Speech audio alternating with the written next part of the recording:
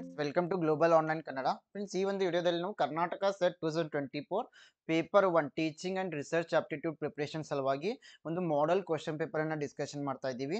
So ಈ ವಿಡಿಯೋನ ನೀವು ಕಂಪ್ಲೀಟ್ ಆಗಿ ನೋಡಿದ್ದೆ ಆದಲ್ಲಿ ಈ ಕೆಸೆಟ್ ಪೇಪರ್ 1 ಕ್ವಶನ್ ಪೇಪರ್ ಮಾದರಿ ಹೇಗಿರುತ್ತೆ, ಎಷ್ಟು ಯೂನಿಟ್ಗಳಿದಾವೆ, ಯಾವ್ಯಾವ ಯೂನಿಟ್ ನಿಂದ ಎಷ್ಟು ಪ್ರಶ್ನೆಗಳು ಬರ್ತಾ ಇದ್ದಾವೆ, ಅಂಕಗಳು ಎಲ್ಲ ವಿಷಯಗಳು ನಿಮಗೆ ಗೊತ್ತಾಗ್ತಾ ಇದೆ. ಸೊ ಹಾಗಾದ್ರೆ ಕೆಸೆಟ್ ಪೇಪರ್ 1 ನಲ್ಲಿ 50 ಪ್ರಶ್ನೆಗಳನ್ನ ನಿಮ್ಗೆ ಕೇಳಲಾಗುತ್ತೆ. ಒಟ್ಟು 100 ಅಂಕಗಳಿಗೆ ಒಂದು ಕೆಸೆಟ್ ಪೇಪರ್ 1 ನಡೆಸಲಾಗುತ್ತೆ. ಸೊ ಇದರಲ್ಲಿ ಒಟ್ಟು 10 ಯೂನಿಟ್ಗಳಿವೆ. ಪ್ರತಿಯೊಂದು ಯೂನಿಟ್ ನಿಂದ 5 ಪ್ರಶ್ನೆಗಳನ್ನ ನಿಮಗೆ ಕೇಳಲಾಗುತ್ತೆ. ಪ್ರತಿಯೊಂದು ಪ್ರಶ್ನೆಗೆ 2 ಅಂಕಗಳನ್ನ ನಿಗದಿ ಮಾಡಲಾಗುತ್ತೆ. ಸೊ ಅದೇ ರೀತಿ ಪೇಪರ್ 1 ಪ್ರಿಪರೇಷನ್ಗಾಗಿ ನಾವು 21/10/2024 ನಿಂದ ನ್ಯೂ ಬ್ಯಾಚ್ ಅನ್ನ ಆರಂಭ ಮಾಡ್ತಾ ಇದ್ದೀವಿ. ಸೊ ನೀವು ಈ ಒಂದು ಬ್ಯಾಚ್ ಅನ್ನ ನಮ್ಮ ಗ್ಲೋಬಲ್ ಆನ್ಲೈನ್ ಆಪ್ ಅನ್ನ ಡೌನ್ಲೋಡ್ ಮಾಡ್ಕೊಳ್ಳೋ ಮೂಲಕ ಜಾಯಿನ್ ಆಗ್ಬೋದು. ಸೊ ಅದೇ ರೀತಿ ಕೆಸೆಟ್ ಪೇಪರ್ 1 ಪ್ರಿಪರೇಷನ್ಗಾಗಿ ಗ್ಲೋಬಲ್ ಆನ್ಲೈನ್ ಆ್ಯಪ್ನಲ್ಲಿ ನಾವು ಒಂದು ಕ್ರಾಶ್ ಕೋರ್ಸನ್ನು ಆರಂಭ ಮಾಡಿದ್ದೀವಿ. ಸೊ ಇದರಲ್ಲಿ ನಿಮಗೆ ಕಂಪ್ಲೀಟ್ 10 ಯೂನಿಟ್ಸ್ಗಳ ಮೇಲೆ ಲೈವ್ ಲೆಕ್ಚರ್ ಸಿಗ್ತವೆ. ಕಂಪ್ಲೀಟ್ 10 ಯೂನಿಟ್ಗಳ ಮೇಲೆ ಥಿಯರಿ ಲೆಕ್ಚರ್ಸನ್ನು ಕೊಡಲಾಗ್ತದೆ. ಜೊತೆಗೆ 10 ಯೂನಿಟ್ಗಳ ಮೇಲೆ MCQ ಲೆಕ್ಚರ್ಸ್ಗಳನ್ನು ನೀಡಲಾಗುತ್ತೆ. ಮತ್ತು 50 ಮಾಕ್ ಟೆಸ್ಟ್ಗಳನ್ನು ನಿಮಗೆ ಕೊಡಲಾಗ್ತಾ ಇದೆ. ಸೊ ಇದ್ರ ಜೊತೆಗೆ ಎಲ್ಲ ಪ್ರೀವಿಯಸ್ ಇಯರ್ ಕ್ವಶನ್ ಪೇಪರ್ಸನ್ನು ಸಾಲ್ವ್ ಮಾಡಿರೋ ವಿಡಿಯೋಸ್ ಮತ್ತು PDF ನಿಮಗೆ ಕೊಡಲಾಗುತ್ತೆ. ಜೊತೆಗೆ ಕೆಲವು ಮಾಡೆಲ್ ಕ್ವಶನ್ ಪೇಪರ್ಸನ್ನು ಕೂಡ ನಿಮಗೆ ನೀಡ್ತಾ ಇದ್ದೀವಿ. ಸೊ ಈ ಒಂದು ಕೋರ್ಸ್ ನಿಮಗೆ ಕೇವಲ 2000 ರುಪೀಸ್ನಲ್ಲಿ ಸಿಗ್ತಾ ಇದೆ. ಸೊ ಇದಕ್ಕಾಗಿ ಒಂದು ನಂಬರ್ಗೆ ವಾಟ್ಸಪ್ ಮೆಸೇಜನ್ನು ಮಾಡ್ಬೋದು ಅಥವಾ ನೇರವಾಗಿ ಗ್ಲೋಬಲ್ ಆನ್ಲೈನ್ ಆ್ಯಪ್ ಡೌನ್ಲೋಡ್ ಮಾಡಿ ಜಾಯಿನ್ ಆಗ್ಬೋದು. ಕೆಸೆಟ್ ಪೇಪರ್ 2 ಪ್ರಿಪ್ರೇಷನ್ಗಾಗಿ ನೋಟ್ಸ್ ಮತ್ತು MCQ ಸೆಟ್ಟನ್ನು ಕೇವಲ 1280 ರುಪೀಸ್ನಲ್ಲಿ ನೀಡ್ತಾ ಇದ್ದೀವಿ. ಸೊ ಹಾಗಾದರೆ ಹೇಗೆ ಈ ಕೋರ್ಸನ್ನು ಜಾಯಿನ್ ಆಗಬೇಕು ಅಂದಾಗ ಗ್ಲೋಬಲ್ ಆನ್ಲೈನ್ ಈ ಒಂದು ಆ್ಯಪನ್ನು ಪ್ಲೇಸ್ಟೋರ್ನಿಂದ ಡೌನ್ಲೋಡ್ ಮಾಡ್ಕೊಳ್ಳಿ. ನಿಮ್ಮ ಮೊಬೈಲ್ ನಂಬರ್ ಅಥವಾ ಇಮೇಲ್ ID ಮೂಲಕ ರಿಜಿಸ್ಟರ್ ಮಾಡಿ. ನಂತರ ಇಲ್ಲಿ ಸ್ಟೋರ್ ಅಂತ ಇರುತ್ತೆ. ಸ್ಟೋರ್ನಲ್ಲಿ ಕೆಸೆಟ್ ಪೇಪರ್ 1 ಅಂತ ಸರ್ಚ್ ಮಾಡಿದ್ದೇ ಆದಲ್ಲಿ ಈ ಒಂದು ಕೋರ್ಸ್ ನಿಮಗೆ ಸಿಗ್ತಾ ಇದೆ. ಇಲ್ಲಿ ಕಂಟೆಂಟ್ ಮೇಲೆ ಕ್ಲಿಕ್ ಮಾಡಿದ್ರೆ ಇಲ್ಲಿರೋ ಎಲ್ಲ ಮಟೀರಿಯಲ್ ನಿಮಗೆ ವಿಸಿಬಲ್ ಆಗ್ತಾ ಇದೆ. ಪ್ರತಿಯೊಂದು ಸೆಕ್ಷನ್ನಲ್ಲಿ ಕೆಲವೊಂದು 1 or 2 ಮೆಟೀರಿಯಲ್ಸ್ ಆರ್ ಫ್ರೀ, ನೀವು ಡೆಮೋಗಾಗಿ ನೋಡ್ಕೊಳ್ಬೋದು. ನಂತರ ಜಾಯಿನ್ ಮೇಲೆ ಕ್ಲಿಕ್ ಮಾಡಿ ನೀವು ಜಾಯಿನ್ ಆಗ್ಬೋದು. ಸೊ ಅದೇ ರೀತಿ ಹೆಚ್ಚಿನ ಮಾಹಿತಿಗಾಗಿ ಗ್ಲೋಬಲ್ ಆನ್ಲೈನ್ ಕನ್ನಡ ಅಂತ ಟೆಲಿಗ್ರಾಮ್ ಗ್ರೂಪ್ ಕೂಡ ಇದೆ. ನೀವು ಸೇರಿಕೊಂಡ್ರೆ ಡೈಲಿ ಅಪ್ಡೇಟ್ಸ್ ನಿಮಗೆ ಈ ಒಂದು ಗ್ರೂಪ್ನಲ್ಲಿ ಬರ್ತಾ ಇದ್ದಾವೆ. ಸೊ ಹಾಗಾದರೆ ಕೆಸೆಟ್ ಪೇಪರ್ 1 ನಲ್ಲಿ ಫಸ್ಟ್ ಯೂನಿಟ್ ಬಂದ್ಬಿಟ್ಟು ಟೀಚಿಂಗ್ ಆಪ್ಟಿಟ್ಯೂಡ್ ಅಂತ. ಸೊ ಈ ಟೀಚಿಂಗ್ ಆಪ್ಟಿಟ್ಯೂಡ್ನಿಂದ 5 ಪ್ರಶ್ನೆಗಳು ಬರ್ತವೆ. 10 ಅಂಕಗಳನ್ನ ಈ ಯೂನಿಟ್ ನಿಮಗೆ ತಂದು ಕೊಡ್ತಾ ಇದೆ. ಸೊ ಈ ಒಂದು ಯೂನಿಟ್ ತುಂಬಾನೇ ಸರಳವಾಗಿರೋ ಯೂನಿಟ್ ಆಗಿರುತ್ತೆ. ಸೊ ಕೇವಲ ಇಲ್ಲಿ ಬರುವ 5 ಪ್ರಶ್ನೆಗಳು ಕೂಡ ಟೀಚಿಂಗ್ ಆಪ್ಟಿಟ್ಯೂಡ್ ಅಂದರೆ ಬೋಧನೆಯ ಮೇಲೆ, ತರಗತಿಯ ಮೇಲೆ, ವಿದ್ಯಾರ್ಥಿಗಳ ಮೇಲೆ, ಸೊ ಕಲಿಕೆಯ ಮೇಲೆ, ಸಂವಹನದ ಮೇಲೆ ಇರ್ತವೆ. ಸೊ ಹೀಗಾಗಿ ಇಲ್ಲಿ ಒಂದ್ಸರಿ ನೀವು ಯಾವುದಾದ್ರು ಒಂದು ಒಳ್ಳೆ ಬುಕ್ನಿಂದ ಥಿಯರಿಯನ್ನು ಓದಿಕೊಂಡು ಹೆಚ್ಚಿನ MCQಗಳನ್ನು ಸಾಲ್ವ್ ಮಾಡೋದು ಇಲ್ಲಿ ತುಂಬ ಮುಖ್ಯವಾಗಿರುತ್ತೆ.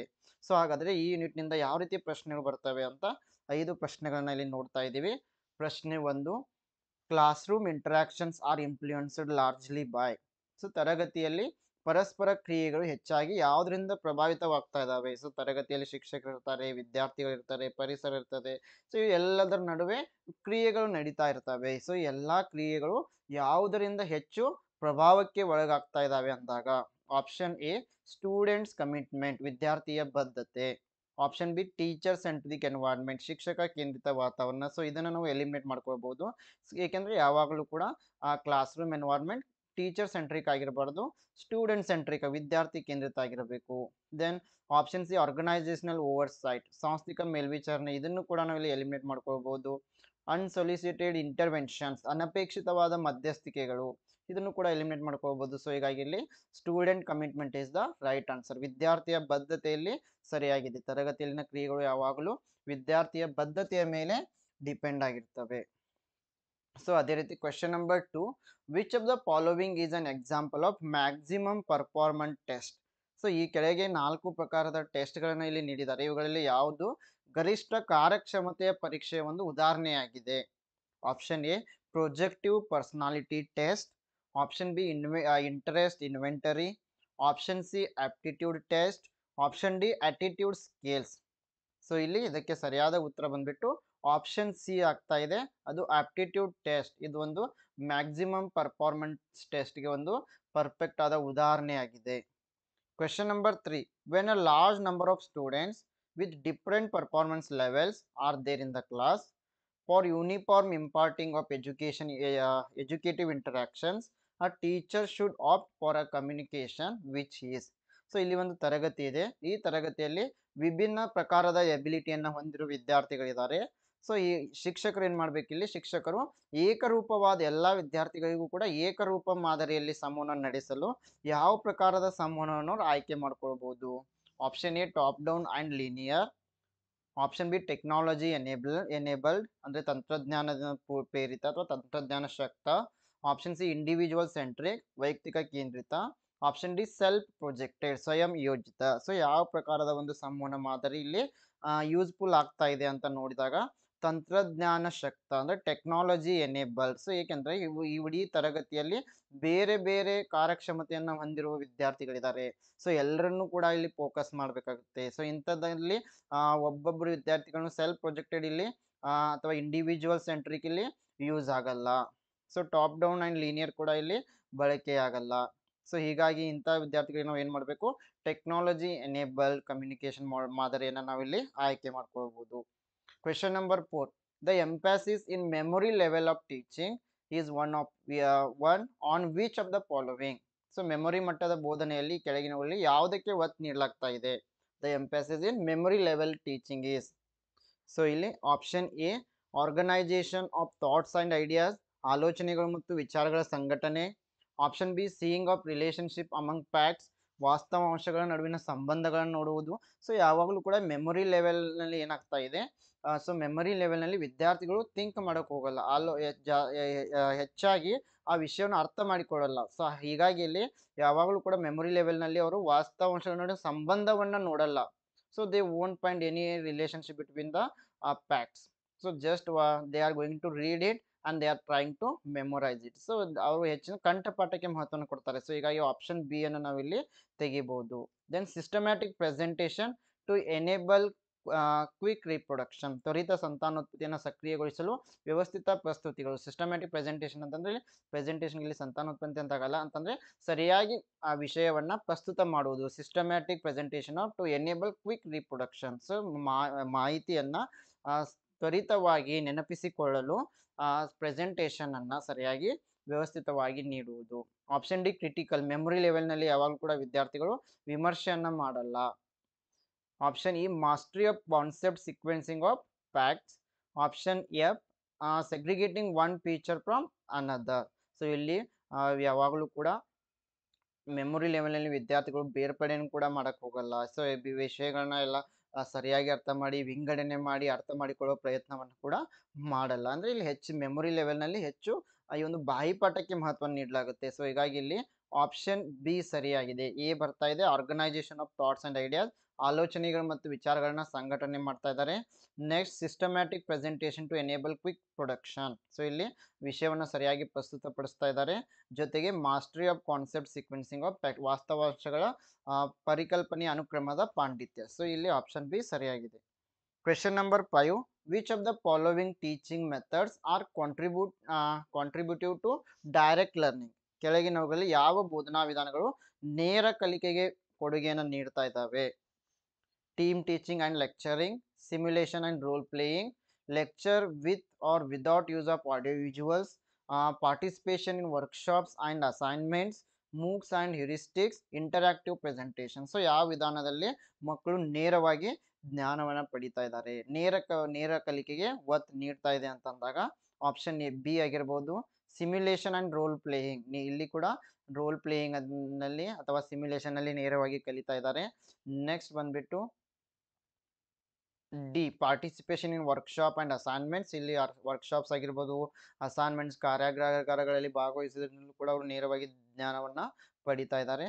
ನೆಕ್ಸ್ಟ್ ಬಂದ್ಬಿಟ್ಟು ಇ ಅಂದರೆ ಮೂಕ್ಸ್ ಆ್ಯಂಡ್ ಹ್ಯೂರಿಸ್ಟಿಕ್ಸ್. ಸೊ ಈ ಮ್ಯಾಸಿವ್ ಓಪನ್ ಆನ್ಲೈನ್ ಕೋರ್ಸಸ್ಗಳಲ್ಲಿ ಕೂಡ ಭಾಗವಹಿಸೋದ್ರ ಮೂಲಕ ನೇರ ಜ್ಞಾನವನ್ನು ಪಡಿತಾ ಇದ್ದಾರೆ. ಸೊ ಹೀಗಾಗಿ ಆಪ್ಷನ್ ಎ ಇಲ್ಲಿ ಸರಿಯಾಗಿದೆ. ಸೊ ಅದೇ ರೀತಿ ಇವಿಷ್ಟು ಪ್ರಶ್ನೆಗಳು ಫ್ರೆಂಡ್ಸ್ ಟೀಚಿಂಗ್ ಆಪ್ಟಿಟ್ಯೂಡ್ನ ಮೇಲೆ ಆಗಿದ್ದು. ಸೊ ಇಲ್ಲಿ ಸೆಕೆಂಡ್ ಯೂನಿಟ್ ಬಂದ್ಬಿಟ್ಟು research aptitude. So research aptitude ಮೇಲೆ ನಿಮಗೆ 5 ಪ್ರಶ್ನೆಗಳನ್ನ ಕೇಳಲಾಗುತ್ತೆ. ಈ 10 ಅಂಕಗಳನ್ನ ಈ ಒಂದು ಯೂನಿಟ್ ತಂದು ಕೊಡ್ತಾ ಇದೆ. ಹಾಗಾದ್ರೆ ಇಲ್ಲಿ ಯಾವ ರೀತಿ ಪ್ರಶ್ನೆಗಳು ಬರುತ್ತವೆ ಅಂತ ನೋಡಿದಾಗ question number 6. In which of the following steps of research the scope for creativity and imagination is utmost? So ಈ ಕೆಳಗಿನವುಗಳಲ್ಲಿ ಸಂಶೋಧನೆಯ ಯಾವ ಹಂತದಲ್ಲಿ ಸೃಜನಶೀಲತೆ ಮತ್ತು ಕಲ್ಪನೆಯ ವ್ಯಾಪ್ತಿ ಹೆಚ್ಚು ಅಂತ ಕೇಳಿದ್ದಾರೆ. Option A identifying the research problem and defining it, ಸಂಶೋಧನಾ ಸಮಸ್ಯೆಯನ್ನು ಗುರುತಿಸುವುದು ಮತ್ತು ವ್ಯಾಖ್ಯಾನಿಸುವುದು. Option B figuring out the related studies and the techniques used by the researchers, ಸಂಬಂಧಿತ ಅಧ್ಯಯನಗಳು ಮತ್ತು ಇತರ ಸಂಶೋಧಕರು ಬಳಸುವ ತಂತ್ರಗಳನ್ನು ಕಂಡುಹಿಡಿಯುವುದು. Option C identifying variables and hypothesising, variable ಅನ್ನು ಗುರುತಿಸಿ ಊಹೆಗಳನ್ನು ರಚನೆ ಮಾಡುವುದು. Option D data analysis and presentation, data ವಿಶ್ಲೇಷಣೆ ಮತ್ತು ಪ್ರಸ್ತುತಿ. ಸೊ ಯಾವ ವಿಧಾನದಲ್ಲಿ ಸೃಜನಶೀಲತೆ ಮತ್ತು ಕಲ್ಪನೆಯ ವ್ಯಾಪ್ತಿ ಹೆಚ್ಚಿದೆ? So scope for creativity and imagination is at most. So the right answer is option C, identifying variables and hypothesizing. Variable ನ ಗುರುತಿಸಿ ಮತ್ತೆ ಊಹೆಗಳನ್ನು ರಚಿಸುವಲ್ಲಿ ಈ ಸೃಜನಶೀಲತೆ ಅಂದ್ರೆ ಕ್ರಿಯೇಟಿವಿಟಿ ಮತ್ತೆ ಇಮ್ಯಾಜಿನೇಷನ್ ಜಾಸ್ತಿ ಇರ್ತಾ ಇದೆ. Question number 7. A college teacher does research with a view to depict the reality situations relating to home conditions of students and hotels provided for. Which of the following research format will be helpful? So ಕಾಲೇಜಿನ ಶಿಕ್ಷಕರ ವಿದ್ಯಾರ್ಥಿಗಳು ಏನು ಮಾಡ್ತಾ ಇದ್ದಾರೆ, ಕಾಲೇಜಿನ ಶಿಕ್ಷಕರು ವಿದ್ಯಾರ್ಥಿಗಳ ಮನೆಯ ಪರಿಸ್ಥಿತಿ ಮತ್ತೆ ಒದಗಿಸಲಾದ ಹಾಸ್ಟೆಲ್ಗಳಿಗೆ ಸಂಬಂಧಿಸಿದ ವಾಸ್ತವ ಪರಿಸ್ಥಿತಿಗಳನ್ನು ಚಿತ್ರಿಸುವ ದೃಷ್ಟಿಯಿಂದ ಒಂದು ಸಂಶೋಧನೆಯನ್ನು ಮಾಡ್ತಾ ಇದ್ದಾರೆ. ಹಾಗಾದ್ರೆ ಈ ಸಂಶೋಧನೆಗೆ ಕೆಳಗಿನವುಗಳಲ್ಲಿ ಯಾವ ಸಂಶೋಧನಾ ಸ್ವರೂಪ ಸಹಾಯಕವಾಗ್ತಾ ಇದೆ? ಆಪ್ಷನ್ ಎ ಎಕ್ಸ್ಪಿರಿಮೆಂಟಲ್ ರಿಸರ್ಚ್, ಅಂದ್ರೆ ಪ್ರಾಯೋಗಿಕ ಸಂಶೋಧನೆ. ಆಪ್ಷನ್ ಬಿ ಡಿಸ್ಕ್ರಿಪ್ಟಿವ್ ರಿಸರ್ಚ್ ಅಂದ್ರೆ ವಿವರಣಾತ್ಮಕ ಸಂಶೋಧನೆ. Option C participant observation based ಅಂದ್ರೆ ಭಾಗವಹಿಸುವವರ ಅವಲೋಕನ ಆಧಾರಿತ ಸಂಶೋಧನೆ. ಆಪ್ಷನ್ ಡಿ ಎಥ್ನೋಗ್ರಾಫಿಕ್ ರಿಸರ್ಚ್ ಅಂದ್ರೆ ಎಥ್ನೋಗ್ರಾಫಿಕ್ ಸಂಶೋಧನೆ. ಸೊ ಇಲ್ಲಿ ಸರಿಯಾದ ಉತ್ತರ ಬಂದ್ಬಿಟ್ಟು option C participant observation based research, ಭಾಗವಹಿಸುವವರ ಅವಲೋಕನ ಆಧಾರಿತ ಸಂಶೋಧನೆ. Question number 8. In case the population of the research is heterogeneous in nature, which of the following sampling techniques will be ensured optimum representativeness of sample unit? ಸಂಶೋಧನೆಯ ಜನಸಂಖ್ಯೆಯ ಪ್ರಕೃತಿಯಲ್ಲಿ ವೈವಿಧ್ಯಮಯವಾಗಿದ್ದರೆ ಈ ಕೆಳಗಿನಲ್ಲಿ ಯಾವ ಮಾದರಿ ತಂತ್ರ ಮಾದರಿ ಘಟಕಗಳ ಗರಿಷ್ಠ ಪ್ರಾತಿನಿಧ್ಯವನ್ನ ಖಚಿತಪಡಿಸ್ತಾ ಇದೆ? ಅಂದ್ರೆ ನಮ್ಮ ಸಂಶೋಧನೆ ಸಮಸ್ಯೆಗೆ ಸಂಬಂಧಿಸಿದಂತೆ ಆ ಪಾಪ್ಯುಲೇಷನ್ ಸೈಜ್ ಏನಿದೆ ಅದು ಹೆಟ್ರೋಜಿನಿಯಸ್, ವೈವಿಧ್ಯಮಯವಾದ ಜನರಿಂದ ಕೂಡಿದೆ. ಸೊ ಇಂತಹ ಸಂದರ್ಭದಲ್ಲಿ ನಾವು ಏನ್ ಮಾಡ್ತಾ ಇದೀವಿ ಅಂತಂದ್ರೆ ಯಾವ ಒಂದು ಸ್ಯಾಂಪ್ಲಿಂಗ್ ಮಾದರಿಯನ್ನ ನಾವಿಲ್ಲಿ ಆಯ್ಕೆ ಮಾಡ್ಕೊಳ್ಬೇಕು. Yes, here the options are simple random sampling, stratified random sampling, cluster sampling and systematic sampling. So ಇಲ್ಲಿ ಸರಿಯಾದ ಉತ್ತರ ಬಂದ್ಬಿಟ್ಟು option B stratified random sampling, ಶ್ರೇಣೀಕೃತ ಯಾದೃಚ್ಛಿಕ ಮಾದರಿ ಅಂತಂದ್ರೆ ಇಡೀ ಜನಸಂಖ್ಯೆನ ಬೇರೆ ಬೇರೆ ಗುಂಪುಗಳನ್ನಾಗಿ ಅವರ ವೈವಿಧ್ಯಮಯತೆಯ ಆಧಾರದ ಮೇಲೆ ಬೇರೆ ಬೇರೆ ಗುಂಪುಗಳನ್ನಾಗಿ ವಿಂಗಡಣೆ ಮಾಡಿ ಪ್ರತಿಯೊಂದು ಗುಂಪಿನಿಂದ ಇಂತಿಷ್ಟು ಜನರನ್ನ ರ್ಯಾಂಡಮ್ ಆಗಿ ಆಯ್ಕೆ ಮಾಡಿಕೊಳ್ಳಲಾಗುತ್ತೆ. Question number 9. Which of the following statistical technique will be appropriate for data analysis when the observations are available in the form of frequencies? ಅವಲೋಕನಗಳು ಆವರ್ತನಗಳ ರೂಪದಲ್ಲಿ ಲಭ್ಯವಿರುವಾಗ ದತ್ತಾಂಶ ವಿಶ್ಲೇಷಣೆಗೆ ಈ ಕೆಳಗಿನವುಗಳಲ್ಲಿ ಯಾವ ಸಂಖ್ಯಾಶಾಸ್ತ್ರೀಯ ತಂತ್ರ ಸೂಕ್ತವಾಗಿರುತ್ತದೆ? Parametric t test, non parametric U test, non-parametric chi-square test, parametric correlated t-test. So here the right answer is option C, non-parametric chi-square test. Question number 10. Which one of the following represents the correct order of sequence for reading skills in the context of research? ಈ ಕೆಳಗಿನವುಗಳಲ್ಲಿ ಯಾವುದು ಸಂಶೋಧನೆಯ ಸಂದರ್ಭದಲ್ಲಿ ಓದುವ ಕೌಶಲ್ಯಗಳಿಗೆ ಅನುಕ್ರಮದ ಸರಿಯಾದ ಕ್ರಮವನ್ನ ತೋರಿಸ್ತಾ ಇದೆ? ಸೊ ಇಲ್ಲಿ 4 options are given. The right answer is option D, survey, question, read, recall and review. So ಸಮೀಕ್ಷೆ, ಪ್ರಶ್ನೆ, ಓದು, ನೆನಪಿಸಿಕೊಳ್ಳುವುದು ಮತ್ತೆ ವಿಮರ್ಶೆ ಮಾಡುವುದು. ಆಪ್ಷನ್ ಡಿ ಇಲ್ಲಿ ಸರಿಯಾಗಿದೆ. ಸೊ ಮುಂದಿನ 5 ಪ್ರಶ್ನೆಗಳು ಕಾಂಪ್ರಿಹೆನ್ಷನ್ ಬೇಸ್ಡ್ ಕ್ವಶನ್ಸ್ ಅಂತಂದ್ರೆ ನಿಮಗೆ ಒಂದು ಪ್ಯಾರಾಗ್ರಾಫ್ ಅನ್ನ ನೀಡಲಾಗುತ್ತೆ, ಆ ಪ್ಯಾರಾಗ್ರಾಫ್ ಅನ್ನ ಓದಿ ನೀವು ಪ್ರಶ್ನೆಗಳಿಗೆ ಉತ್ತರವನ್ನ ಕಂಡುಹಿಡಿಬೇಕು. ಸೊ ಇಲ್ಲಿ ಉದಾಹರಣೆಗೆ ಈ ಒಂದು ಪ್ಯಾರಾಗ್ರಾಫ್ ಅನ್ನ ನೀಡಿದ್ದಾರೆ. ಪ್ರಶ್ನೆ ನಂಬರ್ 11ರಿಂದ 15ರವರೆಗಿನ ಪ್ರಶ್ನೆಗಳಿಗೆ ಉತ್ತರಿಸಲು ಈ ಒಂದು ಪ್ಯಾರಾಗ್ರಾಫ್ ಅನ್ನ ನೀವು ಸಂಪೂರ್ಣವಾಗಿ ತಿಳಿದುಕೊಂಡಿರಬೇಕು. ಸೊ ಇಲ್ಲಿ ನೀವು ವಿಡಿಯೋನ ಪಾಸ್ ಮಾಡಿ ಪ್ಯಾರಾಗ್ರಾಫ್ ಅನ್ನ ಓದ್ಕೊಳ್ಳಿ, ನಂತರ ಪ್ರಶ್ನೆಗಳಿಗೆ ಉತ್ತರವನ್ನ ಕಂಡುಹಿಡಿಬೇಕು. ಸೊ ನಾನು ನಿಮಗೆ ಕೇವಲ ಉತ್ತರಗಳನ್ನ ನೀಡ್ತಾ ಹೋಗ್ತಾ ಇದ್ದೀನಿ. ಸೊ ಇಲ್ಲಿ ಇಂಗ್ಲಿಷ್ ನಲ್ಲಿಯೂ ಕೂಡ ಪ್ಯಾರಾಗ್ರಾಫ್ ಅನ್ನ ನೀಡಲಾಗಿದೆ, ಕನ್ನಡದಲ್ಲಿಯೂ ಕೂಡ ಈ ಒಂದು ಪ್ಯಾರಾಗ್ರಾಫ್ ಅನ್ನ ನಿಮಗೆ ನೀಡಲಾಗಿದೆ. ಸ್ವಲ್ಪ ನೀವು ಪ್ಯಾರಾಗ್ರಾಫ್ ಚಿಕ್ಕದು ಕೂಡ ಇದೆ, ಸ್ವಲ್ಪ ವಿಡಿಯೋನ ಪಾಸ್ ಮಾಡಿ ನೀವು ನೋಡ್ಕೊಳ್ಬಹುದು. ಸೊ ಕ್ವೆಶ್ಚನ್ ನಂಬರ್ 11 ಏನಿದೆ, the affective nature of the teaching is reflected in. So option A deeper understanding of the class room environment is correct. So ಬೋಧನೆಯ ಪ್ರಭಾವಾತ್ಮಕ ಸ್ವರೂಪವು ಇದರಲ್ಲಿ ಪ್ರತಿಬಿಂಬಿತವಾಗಿದೆ, ತರಗತಿಯ ಪರಿಸರದ ಆಳವಾದ ತಿಳುವಳಿಕೆ. ಸೊ ಈ ಪ್ಯಾರಾಗ್ರಾಫ್ ಓದಿದ್ರೆ ಮಾತ್ರ ನಿಮಗೆ ಇದು ಅರ್ಥವಾಗುತ್ತೆ. ಸೊ ಅದೇ ರೀತಿ question number 12, the affective science will provide students a basis which triggers further enthusiasm. ಪರಿಮಾಣಾತ್ಮಕ ಚಿಹ್ನೆಗಳು ವಿದ್ಯಾರ್ಥಿಗಳಿಗೆ ಏನನ್ನ ಒದಗಿಸ್ತಾ ಇದ್ದಾವೆ ಅಂತಂದ್ರೆ ಮತ್ತಷ್ಟು ಉತ್ಸಾಹವನ್ನ. Question number 13, the passage focuses attention on. ಈ ಪ್ಯಾಸೇಜ್ ಕೆಳಗಿನವುಗಳಲ್ಲಿ ಯಾವುದರ ಮೇಲೆ ಗಮನವನ್ನು ಹರಿಸ್ತಾ ಇದೆ ಅಂತಂದ್ರೆ ಅಫೆಕ್ಟಿವ್ ಫ್ಯಾಕ್ಟರ್ಸ್ ಆಫ್ ಟೀಚಿಂಗ್, ಬೋಧನೆಯ ಪ್ರಭಾವಾತ್ಮಕ ಅಂಶಗಳು. Question number 14, when does one feel the need for the value of affective aspects of teaching? ಬೋಧನೆಯ ಪ್ರಭಾವಾತ್ಮಕ ಅಂಶಗಳ ಮೌಲ್ಯದ ಅಗತ್ಯವನ್ನು ಒಬ್ಬರು ಯಾವಾಗ ಅನುಭವಿಸುತ್ತಾರೆ ಅಂತಂದ್ರೆ option C, when a teacher's presentation is monotonous. ಶಿಕ್ಷಕರ ಪ್ರಸ್ತುತಿಯು ಏಕತಾನತೆಯಿಂದ ಕೂಡಿದ್ದರೆ. Question number 15, students respect a teacher who. ವಿದ್ಯಾರ್ಥಿಗಳು ಶಿಕ್ಷಕರನ್ನ ಯಾವಾಗ ಗೌರವಿಸ್ತಾ ಇದ್ದಾರೆ ಅಂತಂದ್ರೆ option B, displays concern for students. ಯಾವ ಶಿಕ್ಷಕರು ವಿದ್ಯಾರ್ಥಿಗಳ ಬಗ್ಗೆ ಕಾಳಜಿ ತೋರಿಸ್ತಾ ಇದ್ದಾರೆ. ಸೊ ಈ ಎಲ್ಲಾ ಪ್ರಶ್ನೆಗಳಿಗೆ ನೀವು ಪ್ಯಾರಾಗ್ರಾಫ್ ಅನ್ನು ಸರಿಯಾಗಿ ಓದಿರಲೇಬೇಕು. ಸೊ ಮುಂದಿನ 5 ಪ್ರಶ್ನೆಗಳು ಕಮ್ಯುನಿಕೇಶನ್ ಬೇಸ್ಡ್ ಕ್ವಶನ್ಸ್, ಅಂದ್ರೆ ಸಂವಹನಕ್ಕೆ ಸಂಬಂಧಿಸಿದಂತೆ. ಇದು ಕೂಡ ಒಂದು ತುಂಬಾ ಚಿಕ್ಕದಾದ ಯೂನಿಟ್ ಆಗಿರುತ್ತೆ. ಸೊ ಇಲ್ಲಿಂದನೂ ಕೂಡ 5 ಪ್ರಶ್ನೆಗಳು ಬರ್ತಾ ಇದಾವೆ. 10 ಅಂಕಗಳನ್ನು ನಿಮಗೆ ತಂದು ಕೊಡ್ತಾ ಇದೆ. So question number 16, swapping of encoder decoder roles in communication happens due to. ಸಂವಹನದಲ್ಲಿ ಎನ್ಕೋಡರ್ ಡಿಕೋಡರ್ ಪಾತ್ರಗಳ ವಿನಿಮಯ ಯಾವಾಗ ಸಂಭವಿಸ್ತಾ ಇದೆ ಅಂತಂದ್ರೆ ಆಪ್ಷನ್ ಎ, ಕಾಗ್ನಿಟಿವ್ ಡಿಸ್ಟ್ರಪ್ಷನ್ಸ್, ಅರಿವಿನ ಅಡೆತಡೆಗಳು. ಆಪ್ಷನ್ ಬಿ, ಸಿಮ್ಯಾಂಟಿಕ್ ನಾಯ್ಸ್, ಶಬ್ದಾರ್ಥದ ಶಬ್ದ. ಆಪ್ಷನ್ ಸಿ, ಫೀಡ್ಬ್ಯಾಕ್ ಅನಲೈಸಿಸ್, ಪ್ರತಿಕ್ರಿಯೆ ವಿಶ್ಲೇಷಣೆ. ಆಪ್ಷನ್ ಡಿ, ವೀಕ್ ಚಾನಲೈಸೇಷನ್, ದುರ್ಬಲ ಚಾನಲೈಸೇಷನ್. ಸೊ ಯಾವಾಗಲೂ ಕೂಡ ಸಂವಹನದಲ್ಲಿ ಎನ್ಕೋಡರ್ ಅಂತಂದ್ರೆ ಮಾಹಿತಿಯನ್ನ ಕಳಿಸುವವರು, ಡಿಕೋಡರ್ ಅಂತಂದ್ರೆ ಮಾಹಿತಿಯನ್ನ ಪಡೆಯುವರು. ಸೊ ಯಾವಾಗ ಇವರಿಬ್ಬರ ನಡುವೆ ಸ್ವ್ಯಾಪ್ ಆಗ್ತಾ ಇದೆ ಅಂತಂದ್ರೆ ಯಾವಾಗ ಡಿಕೋಡರ್ ಫೀಡ್ಬ್ಯಾಕ್ ಅನ್ನ ನೀಡ್ತಾ ಇದ್ದಾರೆ. So option C is the right answer, feedback analysis, ಪ್ರತಿಕ್ರಿಯೆ ವಿಶ್ಲೇಷಣೆ. Question number 17, which of the following communication technologies employ only asynchronous communication? ಕೆಳಗಿನಲ್ಲಿ ಯಾವ ಸಂವಹನ ತಂತ್ರಜ್ಞಾನ ಅಸಮಂಜಸ ಅಂದ್ರೆ ಅಸಿಂಕ್ರನಸ್ ಸಂವಹನನ ಮಾತ್ರ ಬಳಸ್ತಾ ಇದೆ? ಅಸಿಂಕ್ರನಸ್ ಅಂತಂದಾಗ ಕೇವಲ ನಾವು ಈ ಮಾಹಿತಿ ನೀಡುವವರು ಮತ್ತೆ ಮಾಹಿತಿ ಪಡೆಯುವವರು ಒಂದೇ ಸಮಯಕ್ಕೆ ಒಂದೇ ಸ್ಥಳದಲ್ಲಿ ಸೇರುವ ಅಗತ್ಯವಿಲ್ಲ. So the right answer is option C, B and C, email and forums.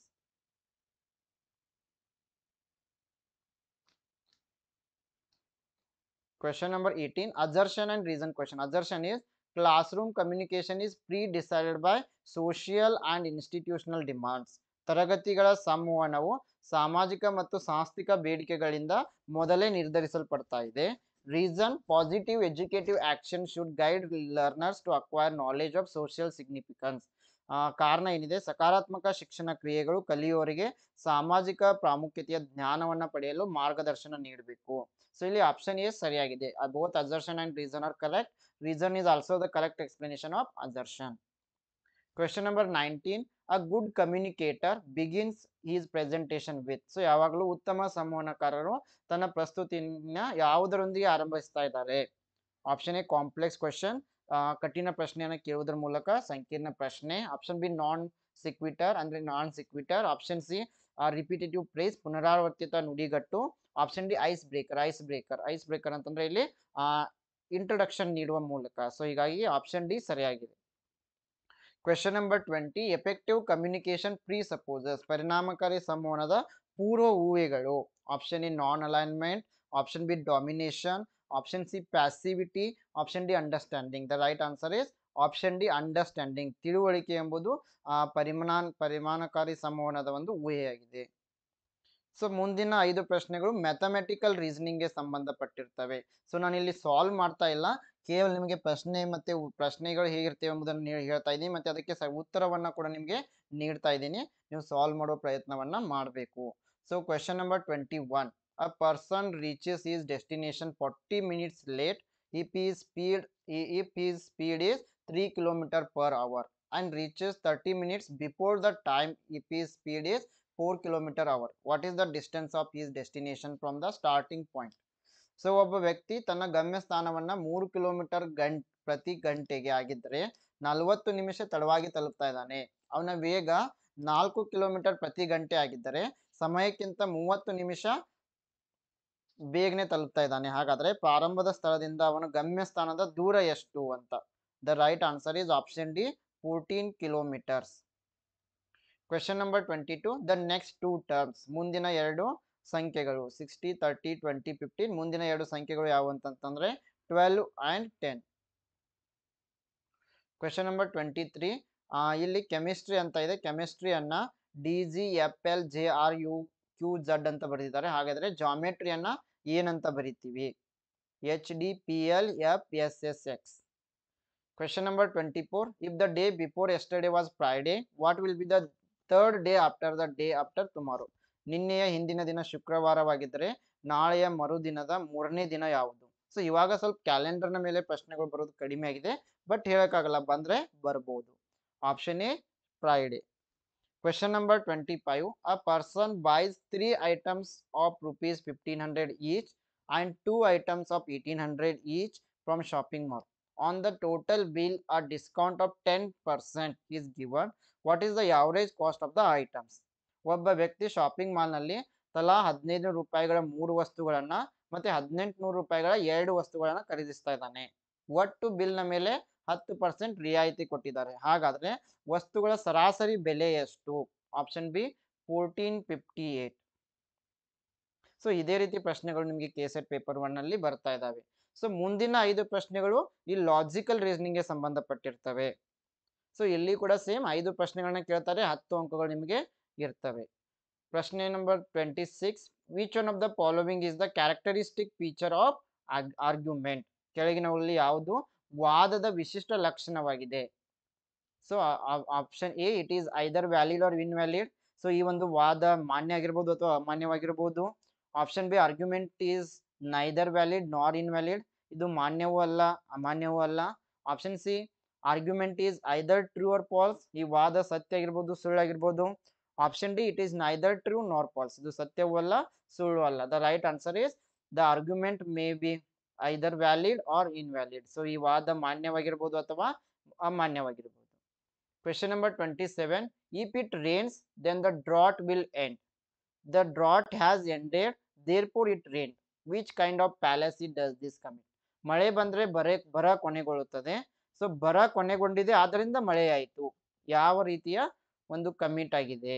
The right answer is option A deductive fallacy. Question number 28. Devadatta is fat and he does not eat during the day. Therefore, Devadatta is eating during the night. The above example in classical Indian school of logic is case of. So ಇಲ್ಲಿ ದೇವದತ್ತ ಏನಾಗಿದ್ದಾನೆ? ದಪ್ಪವಾಗಿದ್ದಾನೆ ಮತ್ತು ಅವನು ಹಗಲಿನಲ್ಲಿ ತಿನ್ನುವುದಿಲ್ಲ. ಆದ್ದರಿಂದ ದೇವದತ್ತ ರಾತ್ರಿಯಲ್ಲಿ ತಿಂತಾ ಇದ್ದಾನೆ.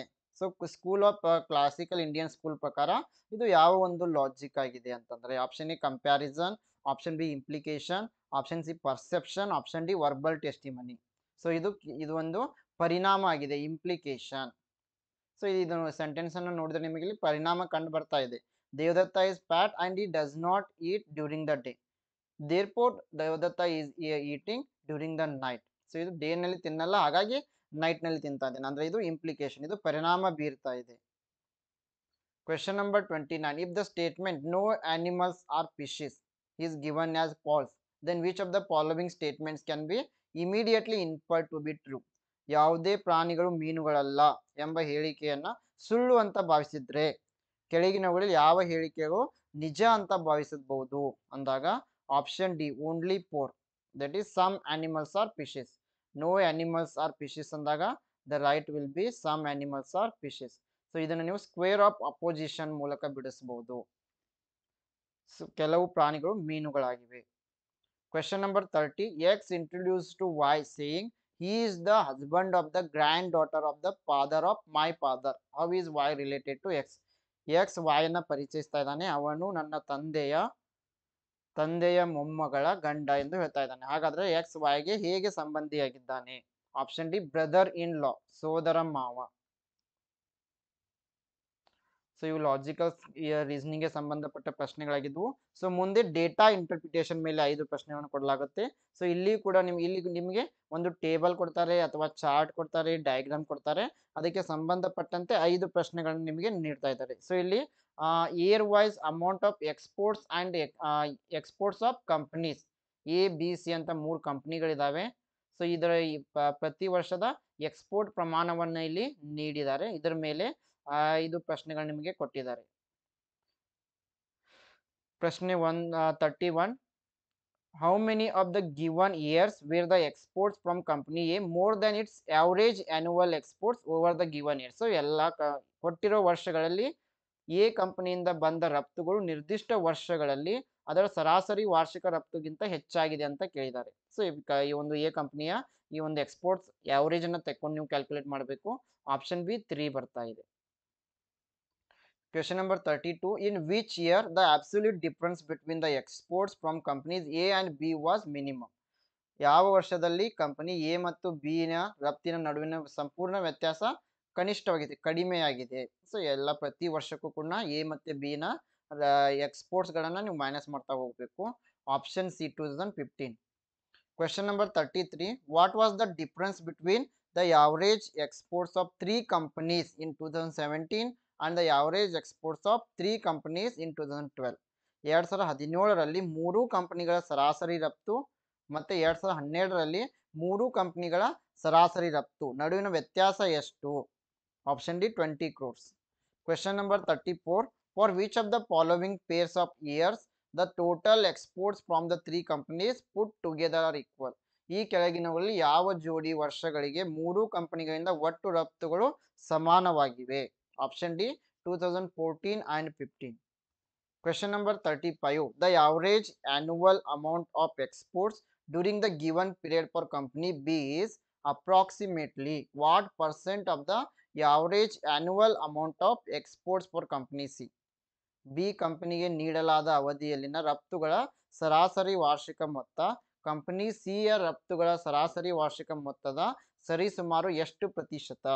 Option C 3%. So ಮುಂದಿನ 5 ಪ್ರಶ್ನೆಗಳು ಇನ್ಫಾರ್ಮೇಶನ್ ಅಂಡ್ ಕಮ್ಯುನಿಕೇಶನ್ ಟೆಕ್ನಾಲಜಿಗೆ ಸಂಬಂಧಪಟ್ಟಿವೆ. Question number 36. The convenient place to store contact information for quick retrieval in email is?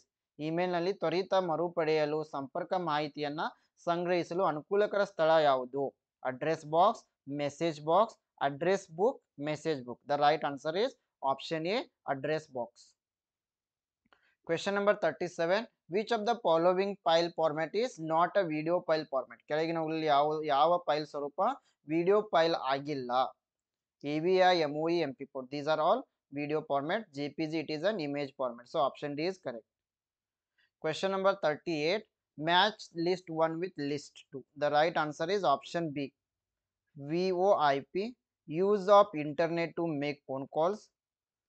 Fiber optic cable makes use of light pulses to transmit data. URL. Text used by web browser to locate a web address on the internet. UTP cable most appropriate to connect computers in a small building. Question number 39. Select the option that includes file formats suitable for distributing sound files across the internet. ಅಂತರ್ಜಾಲಾದ್ಯಂತ ಧ್ವನಿ ಫೈಲ್ಗಳನ್ನು ವಿತರಿಸಲು ಸೂಕ್ತವಾದ file ಸ್ವರೂಪಗಳನ್ನು ಒಳಗೊಂಡಿರುವ ಆಯ್ಕೆ ಯಾವುದು? Option D. Question number 40. Which of the following are major issues arising out of the growing reliance on information technology? ಮಾಹಿತಿ ತಂತ್ರಜ್ಞಾನದ ಮೇಲೆ ಹೆಚ್ಚುತ್ತಿರುವ ಅವಲಂಬನೆಯಿಂದ ಉದ್ಭವವಾಗ್ತಾ ಇರುವ ಪ್ರಮುಖ ಸಮಸ್ಯೆಗಳು ಅಂತಂದ್ರೆ profitability, security threats, privacy concerns. The right answer is option C, B and C. ಅಂದ್ರೆ security threats and policy concerns, ಭದ್ರತೆಯ ಬೆದರಿಕೆಗಳು ಮತ್ತೆ ಗೌಪ್ಯತೆಯ ಕಾಳಜಿಗಳು. ಸೊ ಮುಂದಿನ 5 ಪ್ರಶ್ನೆಗಳು people development and environment. The biggest hindrance in using biomass has a major energy source is? ಜೀವರಾಶಿಯನ್ನ ಪ್ರಮುಖ ಶಕ್ತಿಯ ಮೂಲವಾಗಿ ಬಳಸುವುದರಲ್ಲಿರುವ ದೊಡ್ಡ ಅಡಚಣೆ. Option C, large amount of land required to grow energy crops. ಶಕ್ತಿ ಬೆಳೆಗಳನ್ನು ಬೆಳೆಯಲು ಹೆಚ್ಚಿನ ಪ್ರಮಾಣದ ಭೂಮಿ ಬೇಕಾಗ್ತಾ ಇದೆ. Question number 42. Assertion climate change is going to increase social tension in India. ಹವಾಮಾನ ಬದಲಾವಣೆ ಭಾರತದಲ್ಲಿ ಸಾಮಾಜಿಕ ಉದ್ವಿಗ್ನತೆಯನ್ನ ಹೆಚ್ಚಿಸ್ತಾ ಇದೆ. Reason, the frequency and intensity of the extreme weather events will have serious consequences for food security.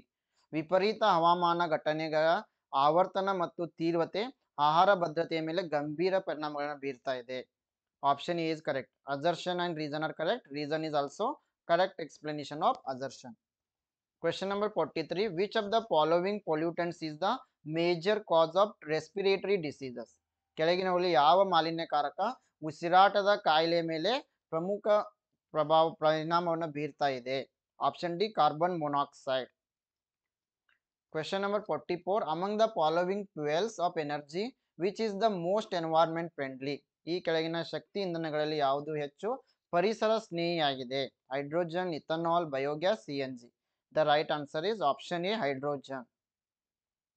Question number 45. Which of the following pollutant gases is not produced both naturally and as a result of industrial activity? ಕೆಳಗಿನವುಗಳಲ್ಲಿ ಯಾವ ಮಾಲಿನ್ಯಕಾರಕ ಅನಿಲವು ನೈಸರ್ಗಿಕವಾಗಿ ಮತ್ತು ಕೈಗಾರಿಕಾ ಚಟುವಟಿಕೆಯ ಪರಿಣಾಮವಾಗಿ ಉತ್ಪತ್ತಿಯಾಗುವುದಿಲ್ಲ? Option B chlorofluorocarbons. So the last 5 questions are related to higher education system. So this is the last unit. Question number 46. The idea of 4 pillar of education was suggested by. ಶಿಕ್ಷಣದ 4 ಸ್ತಂಭಗಳ ಪರಿಕಲ್ಪನೆಯನ್ನ ಯಾರು ನೀಡಿದ್ದಾರೆ ಅಂತಂದ್ರೆ UNESCO. Option D. Question number 47. The government established the University Grant Commission by an Act of Parliament in the year. ಸರ್ಕಾರ ಸಂಸತ್ತಿನ ಕಾಯ್ದೆಯ ಮೂಲಕ ವಿಶ್ವವಿದ್ಯಾಲಯ ಧನ ಸಹಾಯ ಆಯೋಗವನ್ನ ಯಾವ ವರ್ಷದಲ್ಲಿ ಸ್ಥಾಪಿಸಿದಾಗ? Option D 1956. Question number 48. In order to meet the new demands of the market economy and produce competent graduates who can compete with their counterparts in the international markets, the first and foremost change that needs to be introduced in the prevailing system of Indian higher education is related to option B, curriculum. Question number 49. Which among the following is the flagship scheme of the Ministry of Skill Development and Entrepreneurship implemented by National Skills Development Corporation? ರಾಷ್ಟ್ರೀಯ ಕೌಶಲ್ಯ ಅಭಿವೃದ್ಧಿ ನಿಗಮ ಜಾರಿಗೆ ತಂದಿರುವ ಕೌಶಲ್ಯ ಅಭಿವೃದ್ಧಿ ಮತ್ತು ಉದ್ಯಮಶೀಲತೆ ಸಚಿವಾಲಯದ ಪ್ರಮುಖ ಯೋಜನೆ ಯಾವುದು ಅಂತಂದಾಗ ಆಪ್ಷನ್ ಡಿ ಪ್ರಧಾನ ಮಂತ್ರಿ ಕೌಶಲ Vikas Yojana. Last question. At the age of 4 Vedas, students were admitted to the Vedic schools after performance of which ceremony among the following? 4 ವೇದಗಳ ವಯಸ್ಸಿನಲ್ಲಿ ಯಾವ ಸಮಾರಂಭದ ಪ್ರದರ್ಶನ ನಂತರ ವಿದ್ಯಾರ್ಥಿಗಳನ್ನ ವೈದಿಕ ಶಾಲೆಗಳಿಗೆ ಸೇರಿಸಲಾಯಿತು? ಆಪ್ಷನ್ ಎ ಉಪನಯನ ಸೆರೆಮನಿ, ಉಪನಯನ ಸಮಾರಂಭ. ಸೊ ಇದು ಒಂದು ಮಾಡೆಲ್ ಕ್ವಶನ್ ಪೇಪರ್ ಆಗಿದೆ. ಈ ರೀತಿಯಾಗಿ 10 ಯೂನಿಟ್ಗಳು ಇರ್ತವೆ. 50 ಪ್ರಶ್ನೆಗಳು ನಿಮಗೆ ಬರ್ತಾ ಇದಾವೆ. 100 ಅಂಕಗಳನ್ನ ತಂದು ಕೊಡ್ತಾ ಇದೆ. ಸೊ ಅದೇ ರೀತಿ ಪೇಪರ್ 1 ಪ್ರಿಪರೇಷನ್ಗಾಗಿ ಗ್ಲೋಬಲ್ ಆನ್ಲೈನ್ ಆ್ಯಪ್ ನಲ್ಲಿ ಲೈವ್ ಕ್ಲಾಸಸ್ ನೀಡ್ತಾ ಇದ್ದೀವಿ, ಥಿಯರಿ ಲೆಕ್ಚರ್ಸ್ ನೀಡ್ತಾ ಇದ್ದೀವಿ, MCQ ಲೆಕ್ಚರ್ಸ್ ಕೊಡ್ತಾ ಇದ್ದೀವಿ, ಜೊತೆಗೆ 50 ಮಾಕ್ ಟೆಸ್ಟ್ಗಳು, PYQ ಮತ್ತೆ ಮಾಡೆಲ್ ಕ್ವಶನ್ ಪೇಪರ್ ಅನ್ನ ನೀಡ್ತಾ ಇದ್ದೀವಿ. ಸೊ ನೀವು ಈ ಒಂದು ಕೋರ್ಸ್ ಅನ್ನ ಗ್ಲೋಬಲ್ ಆನ್ಲೈನ್ ಆ್ಯಪ್ ಡೌನ್ಲೋಡ್ ಮಾಡೋದ್ರ ಮೂಲಕ ಜಾಯಿನ್ ಆಗ್ಬೋದು. ಪೇಪರ್ 2 ಗಾಗಿ ನೋಟ್ಸ್ ಮತ್ತೆ MCQ ಸೆಟ್ ಅನ್ನ ನೀಡ್ತಾ ಇದ್ದೀವಿ. ಹೆಚ್ಚಿನ ಮಾಹಿತಿಗಾಗಿ global online Kannada Telegram group ಅನ್ನ ಸೇರ್ಕೊಳ್ಬಹುದು. Yes, I wish all the best to all. Thank you.